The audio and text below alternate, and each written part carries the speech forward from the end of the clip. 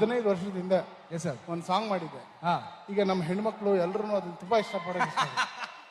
G ಕೊಡಿ. Correct.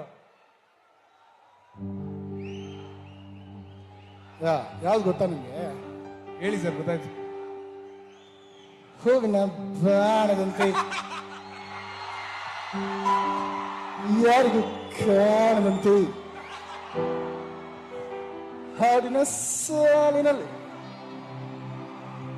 ನೋಡುವ ಪ್ರಾಣದಂತೆ ಚೇತನವಾದಂತೆ ನಿನ್ನ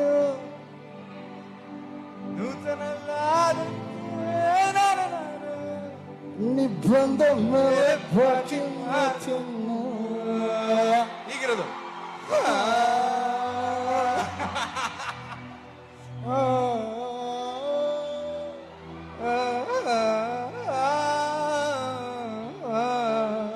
ಹೂವಿನ ಬಾಣದಂತೆ.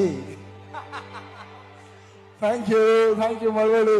ಆ ಮಗು ತುಂಬಾ ಕ್ಯೂಟ್ ಆಗಿ ಎಲ್ಲ ಕಡೆ ಹಾಡ್ತಾ ಇದ್ದಾಳ.